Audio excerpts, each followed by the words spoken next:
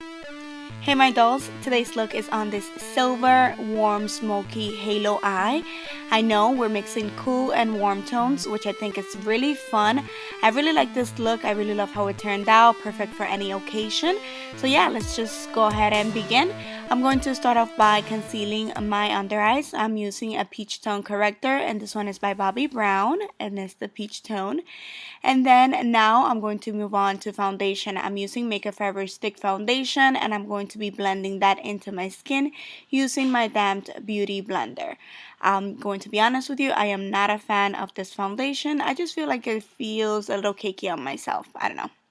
Next, I'm using the also by Makeup Forever HD Concealer, and we're going to be putting just a few dots underneath our eyes in a triangle shape. And then I'm going to be blending that first with my fingers. Excuse my baby, he wants to be in front of the camera always. And then I'm going to finish off with my damped beauty blender. And then with whatever's left, I went ahead and placed that in the center of my face for additional highlight. I also went ahead and set that with, Dylan is all over me, with a translucent powder. And then now for contour, I'm using the one by Anastasia in the medium shade, and I just took the middle shade in the center, which I believe is cinnamon, and I'm using that to contour. And the brush that I'm using is a concealer brush by Sigma. And one more time, we're going to just blend that in using the booty of our beauty blender. Using the two lightest shade from the contour kit, I'm going to be highlighting the center of my face a little bit more, especially my nose, and then we're going to blend that one more time. To sharpen up that contour, I took the yellow shade from the Kat Von D contour palette and I ran it right under the contour just to make it a little bit more sharp. Next, for the eyes, I'm going to be using La Vida Loca by Kat Von D. That's the palette. And I'm taking a light brown shade and I'm running that into the upper crease as my transitional shade using an E40 brush by Sigma. And then I'm taking this yellow shade, it's kind of like a mustard color, and using the same brush, I'm running it right above that one. The previous shadow was mainly to kind of set that base that I used, which by the way, I applied it off camera. It was Max of Ochre. And then the yellow shade is more because I wanted to peek out from the other colors that we're going to be applying next. And next I'm taking this burnt orange shadow from the same palette and using the same brush once again. I'm running this one just slightly lower, so right into the socket crease, and blending in a windshield swiper motion one more time. And with this shadow, you want to take it slow. Just make sure that you apply a little product at a time so it's easier for you to blend. Next, taking a small precise shader brush. This one is by Real Techniques. I'm taking the dark brown shade from the same palette and we're going to pat that in the inner and outer corner of our lid. And as you can see, I'm building the intensity slowly, and once I barely have any product on the brush, I'm going to begin connecting it on the crease very, very lightly.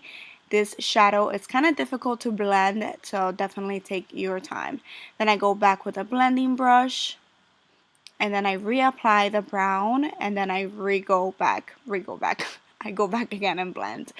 Next, to help me blend the crease a little bit more, I took Makeup Geek's Cocoa Bear, which is a kind of like a burnt brown orange eyeshadow, and with a 217 brush from MAC, I am just blending that, going back and forth into the crease.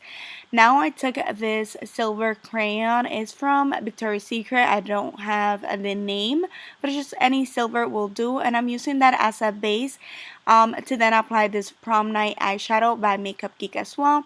And we're going just to be patting that in the center of the lid to get a really nice halo effect in the center.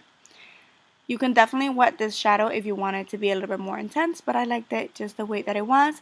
And then I went back with the small shader brush with no more product, just to blend out and kind of merge the two shadows together.